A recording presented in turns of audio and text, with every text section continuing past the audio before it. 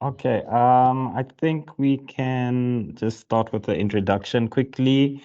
I just want to say good afternoon, everyone. Colleagues, honored guests, students as well. Welcome to our fifth seminar series and probably our last seminar series for the year. It is really my pleasure to introduce international master's student graduate, recently graduated with her master's. She will speak to us about her master's research. Her name is, I've practiced this, Miss Anaïs Empereur-Buisson. Well done.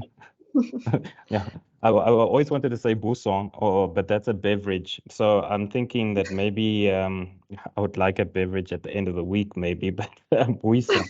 Um, so you have an engineering degree. Ananias has an engineering degree in geomatics and geoimagery from the French National Geographic Institution.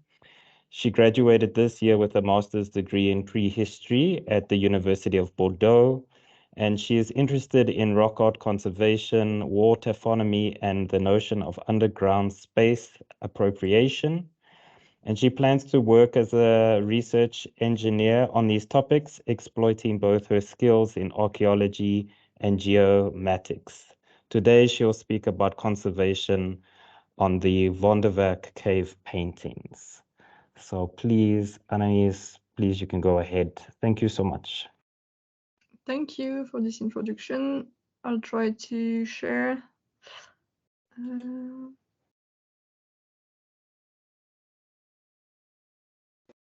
C'est où?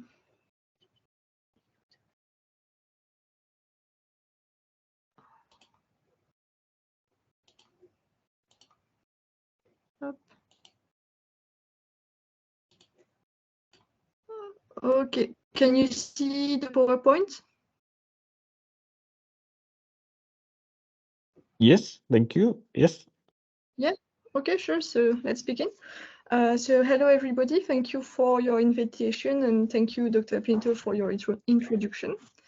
So as you said, I'm here to present you the work I did during my master degree from January to July of this year. And this work was about the study of the conservation of Wonderwerk Cave paintings. And for that, I was supervised by Catherine Cretin, Catherine Ferrier, and Stéphane Hurley. So to give you a bit of context, I'm sure you're all familiar with the site, but I studied the Wonderwerk Cave, which is located about 200 kilometers north of Kimberley. And it's a roughly 140 meters long cave dug under a small kopje. And it's mostly known for the richness of its archaeological levels, because it's a site that has been inhabited for almost as long as the Oldovarian period. And beside, we found there some elements that enabled researchers to discuss about the emergence of symbolic behaviors. And it's mostly for that the cave is renowned and classified as a National Heritage Site. But it happens that the cave is also a rock art site, because on both walls in the entrance area, we can find paintings that represent geometrics and animal figures that are made with the finger, but also we can find some fine line. And it's quite interesting because these paintings show mixed features between the Kwekwe rock art tradition and the San rock art tradition.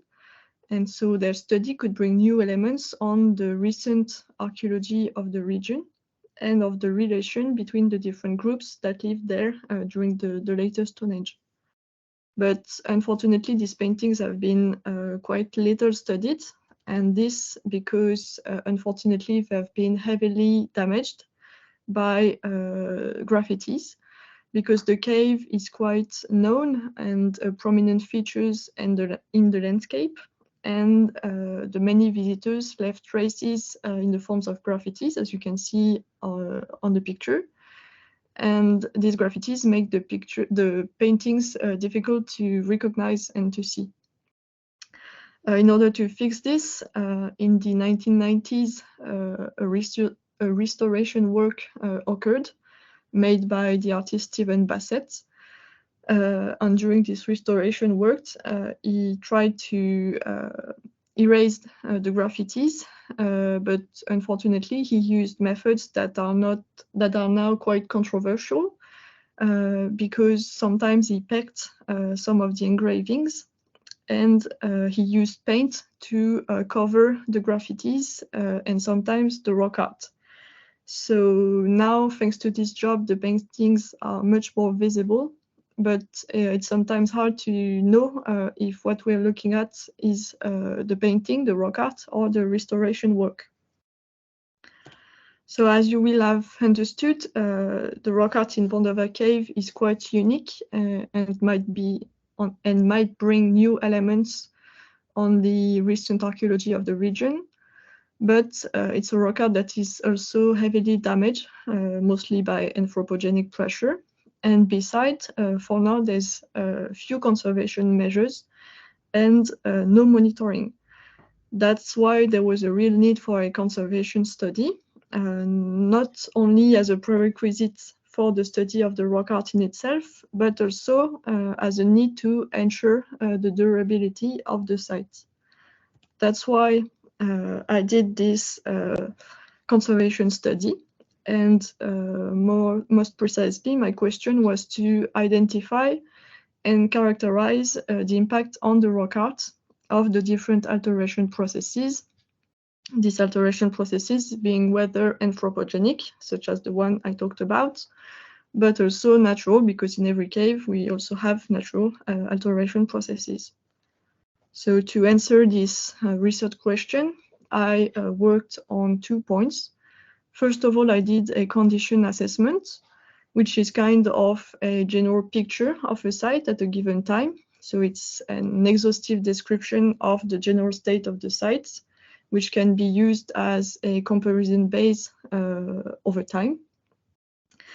And I also wanted to do a significance assessment, which is the identification of the different uses and values associated with a site in order to identify different behaviors that might endanger the paintings, but also to ensure that every uses associated with the Wonderwerk Cave is protected. To do this for the condition assessment, I worked at different scales, at the scales of all the rock art area, and I also focused on 2 study zones. And for the significance assessment, I interviewed different stakeholders. But during this presentation, I'm going to focus on the condition assessment I made. But if you have questions about the significance assessment, we can go back later on that. So if we detail a bit this condition assessment, as I said, I worked at different scales. First of all, I studied the rock art area in its integrity. And first of all, I wanted to identify all the different alteration forms present on the walls, alteration forms being the results on the wall of alteration processes. So here you have the different alteration I identified. There are 19 of them, and I classified them according to the alteration agent at their origin. For some of them, I had to use chemical analysis to identify them precisely, and these chemical analyses were made in the SPU labs. And finally, I created a little atlas to describe each of these alteration forms to facilitate future work. In parallel with this inventory, I also did the monitoring of a few alteration factors in order to identify processes that might threaten the painting's conservation. And I focused this monitoring on 3 elements: the climate, the speleothem activity, and the dust deposition. For the climate monitoring, I used temperature and humidity data that were collecting by sensors placed in the cave by the Cosmo-Art research project. Here you have the graphs I obtained. Above you have the temperature recorded in the cave and in Koroman city from October to March 2023.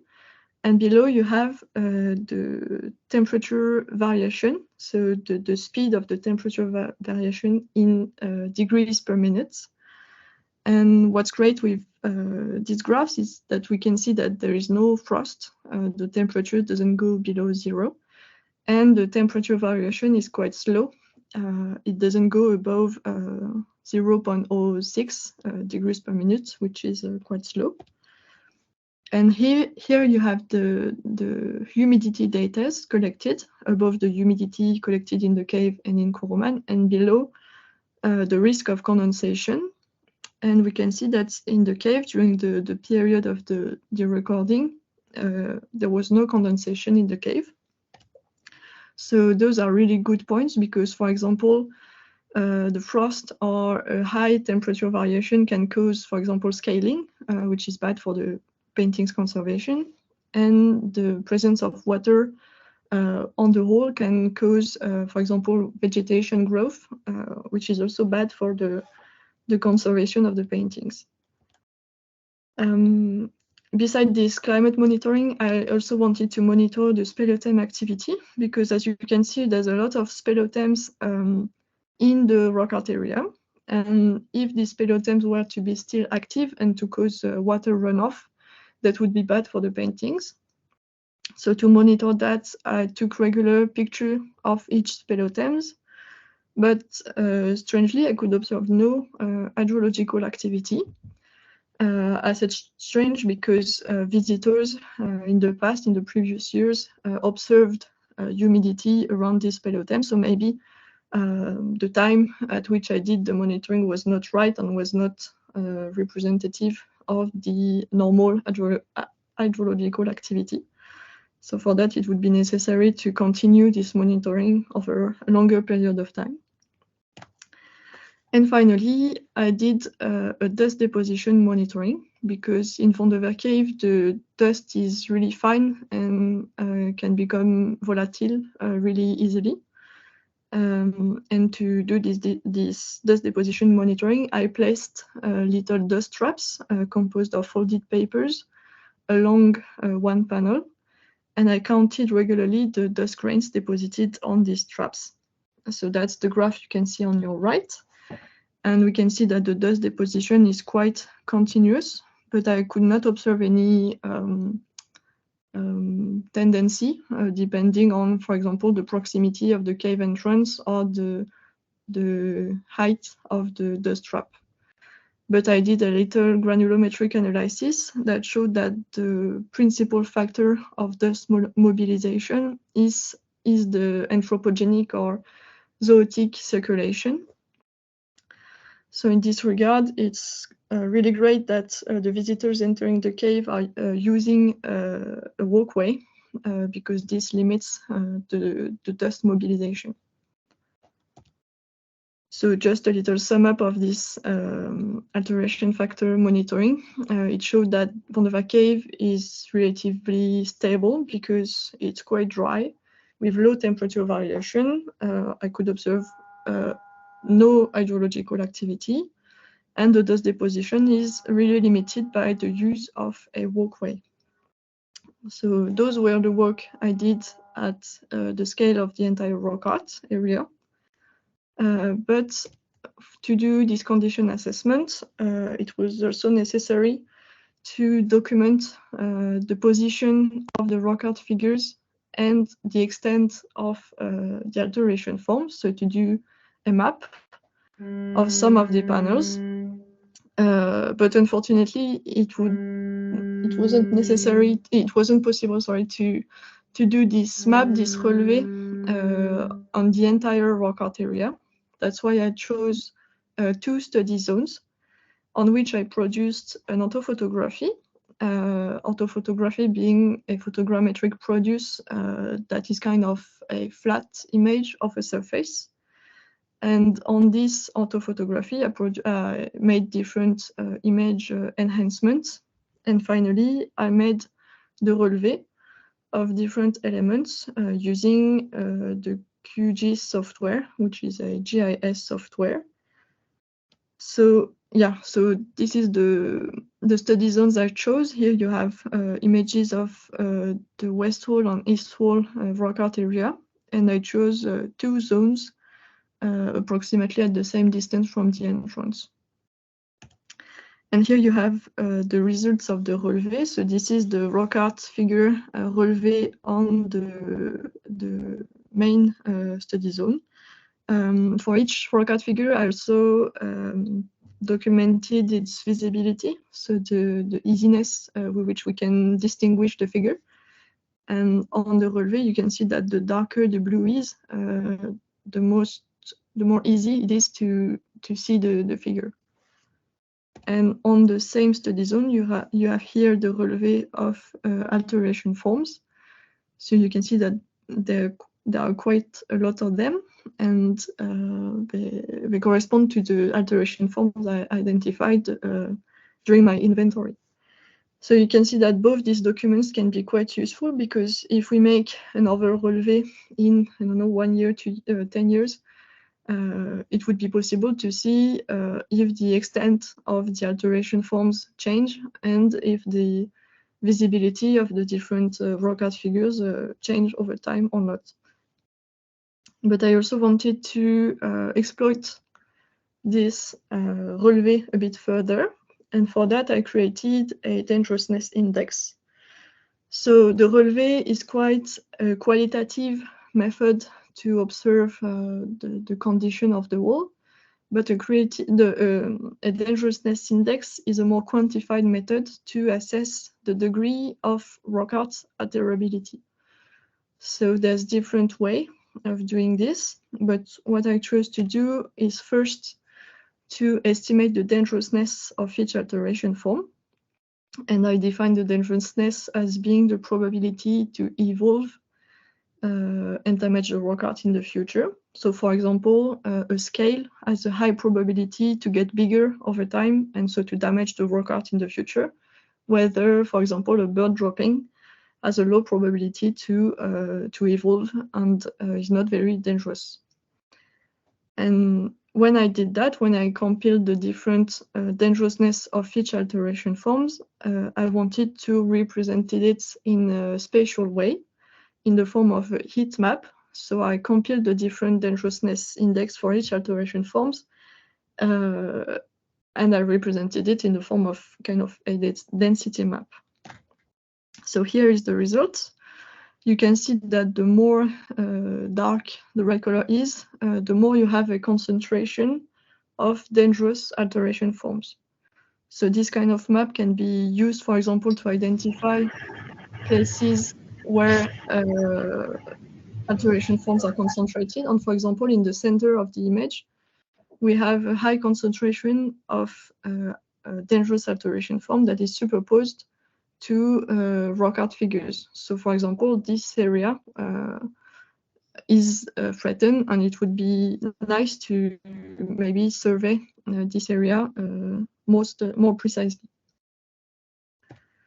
And finally, I made some conservation recommendations. Those are quite basic ones because, as I said, this is the first conservation study made in the cave. So first of all, I would recommend to continue the monitoring of alteration factors to see if the results I obtain can be confirmed over time or not. And why not, we could identify the impact of other weathering factors, for example, the sunlight or the airflow. And it would also be necessary to monitor the evolution of the extent of forms of alteration of the wall, on the wall. But for that, I don't think that it's necessary to make relevé because it's quite a cumbersome procedure. And I think it would be enough to make photo points, so to take a regular picture from a fixed location in order to see the evolution of the condition of the wall over time. And finally, I think it's necessary to update the management plan to include the conservation of paintings in the management of the site.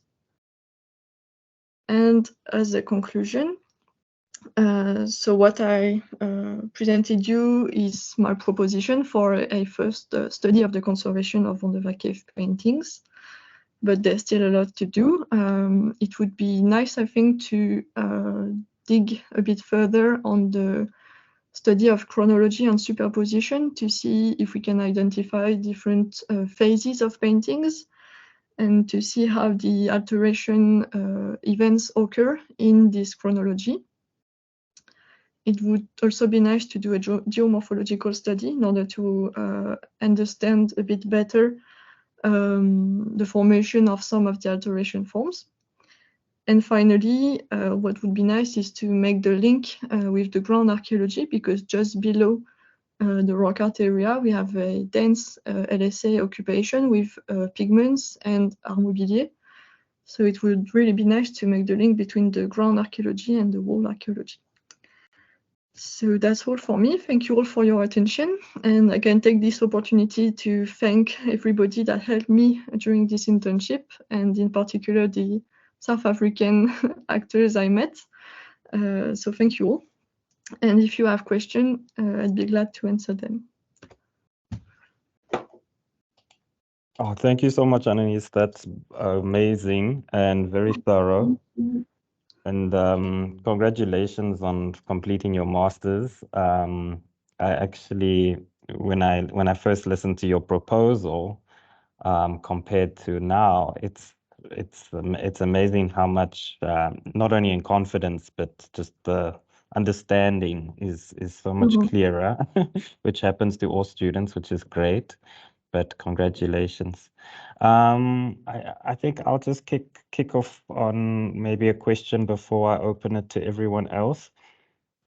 I was just thinking in terms of management plans and rock art management, you know, with possibly heritage practitioners that do not have degrees in engineering and geomatics, we must maybe think of ways to, you know, monitor the rock art using data that you have found, you know, going forward, and seeing how someone can do simple things to at least assist with that monitoring and the management plan. It's just my thoughts of trying to synthesize your research into trying to, and also maybe using those techniques in order to make it accessible to many other rock art sites in Southern Africa.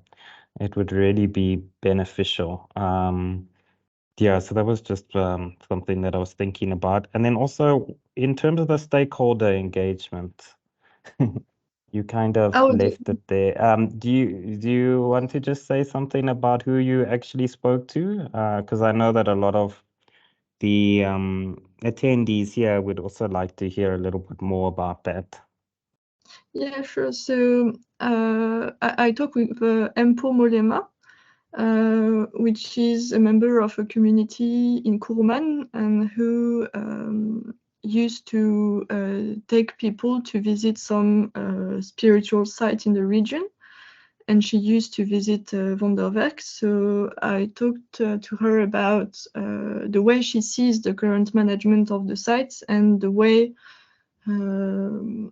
people in the region consider these sites. And what comes out from this this interview is that she considers that their needs are not really taken into account in the current management plan because they can't access the site whenever they want.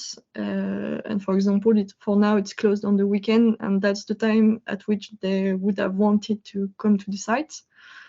So yeah, she thought that their needs weren't respected. But it's quite a tricky question because it's difficult to let them access the site at any time because we still need to control what they do. They can't access, for example, the walls if they want. But yeah, I think it would be nice to have a discussion between the different stakeholders and not leaving behind the community of Kuruman, to see if it would be possible to to restore this access they used to have to the cave, and maybe in condition in which they could practice their belief as they want, without being watched or judged or anything. So that's for Empomolema. I also talked about members of the archaeological team that is currently working in the cave, mostly about the way they saw the paintings evolve through times, and what they saw. I mean, the information they thought I thought was interesting about this exchange is that there was no protection of the paintings during the archaeological excavation, and that's quite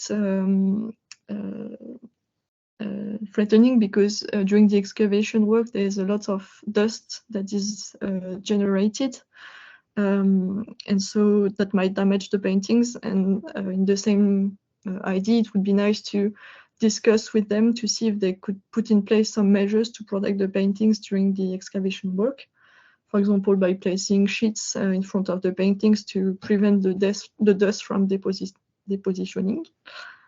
And yeah, I think that's all. Yeah, I talk a lot with David Morris too, but yeah, what was interesting with this stakeholder interview is that besides we are at the point that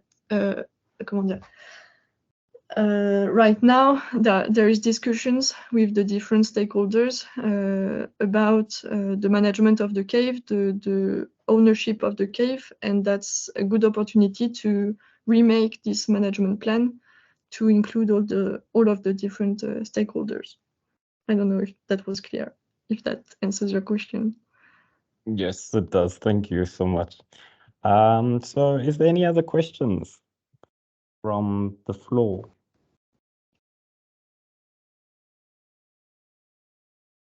Yes, Shanti, go ahead. Thank you so much, Dr. Pinto. I just have one question, just for interest sake. If Ananias can possibly share the significance assessment that she conducted, maybe, and try and explain it for a little bit of more context in terms of the site and how the condition assessment was possibly, I think it could give a little bit of context to me as to how the condition assessment was done, if I know the significance condition that she conducted, maybe. I'm not sure I understood. I think the condition assessment and significance assessment were really two different things. Yes. The significance assessment was just made to, in regard with the management plan, to make sure that every uses were respected. For example, that the Kurman community can continue to access the cave in private conditions. But the condition assessment was made without really thinking about the significance assessment. It was really a study of the physical part of the cave. So it's really complementary, but there's no link between the two. Condition assessment is really like scientific, the physical parts of physical parameters influencing the conditions of the walls. Whether the significance assessment is really, I don't know, about the management of the cave. I am not sure I got your question.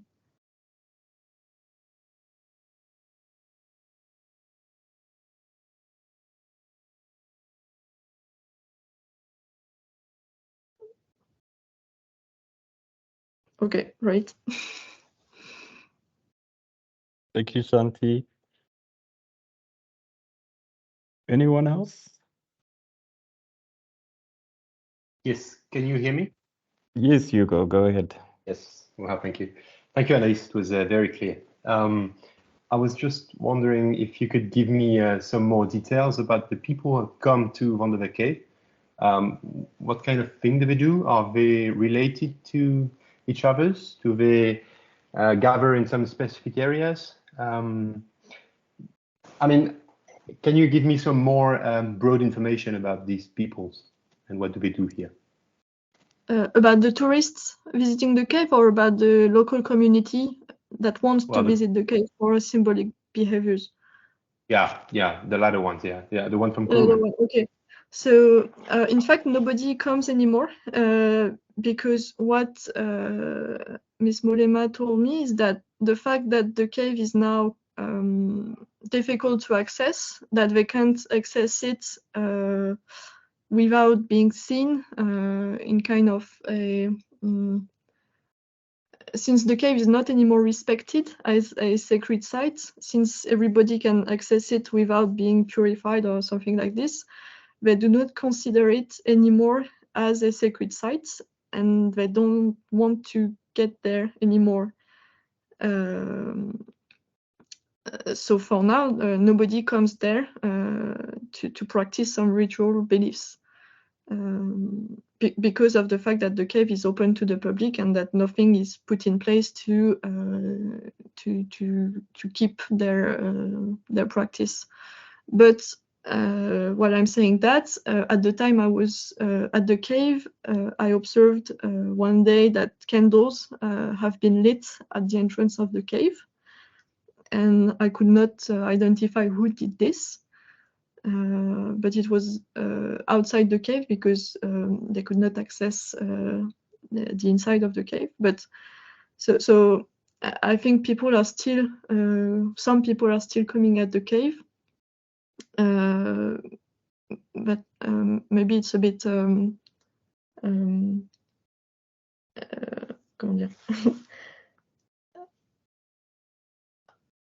It's not general, like some people sometimes come, but in general, the community does not consider it as a sacred site anymore. But I could not interview people who are still going there, and I could not observe people practicing ritual there. Okay, and this information, you said you got it from the person who's in charge of the securing the site, right? The women, I don't remember her name. Yeah, Ampo Molema, she's a member of a community who used to take people to different sites, symbolic sites of the region. And I think she used to be a member of the management team, but not anymore, if I remember well. Okay, and so that person is from Kuruman as well. Okay.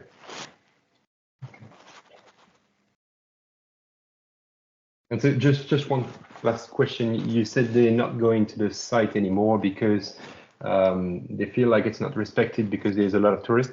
Yeah. But this is the case for how long now? Approximately, is it like 10 years or is it just 1-2 years? I think it's longer because the cave is open to the public since the 90s. So I think it's rather 10 years than a few years. Yeah. Okay. May I come in? Thank you. Yes, go ahead, David. Hi, Anaïs. Well done. Very nice presentation and great results. And I think very useful going forward, obviously, with implementing all the monitoring and so on. Just to come to the most recent discussion concerning the person in Kuruman, Paul Molema, she is actually on the management committee. We invited her onto it, I think, about a year and a half ago. So she's actively on the committee. The change of hands in terms of ownership, we've still got to see how that works out in terms of access. There's now limited access over weekends if an appointment is made. And I know that Mpho has actually taken groups there in the last few months. I think in August there was a big Women's Day event that she arranged. The Yeah, and just to clarify, she isn't the person that who works at the site. That is Iris Gabai, that Hugo was asking about. Yeah, so I think it's going to be interesting to see how access to the cave might improve now, with Mpho being more involved, and with access possible over weekends. But on the other hand, there is, as you've mentioned, the view that people are regarding it as perhaps not as sacred as it had been.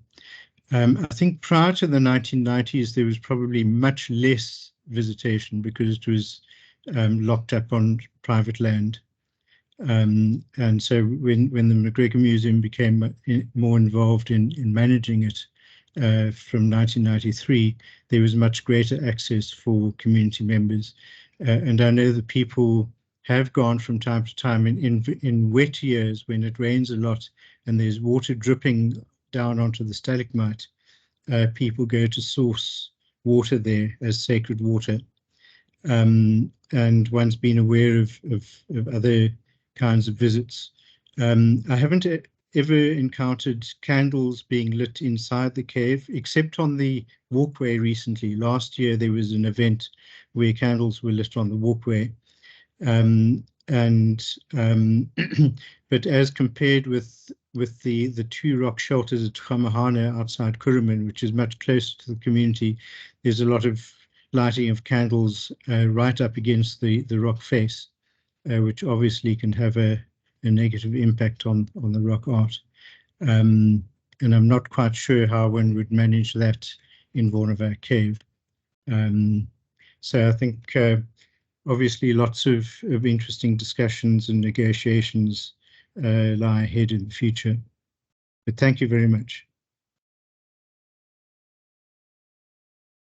Thank you, David. Anyone else like to ask Anaïs a question?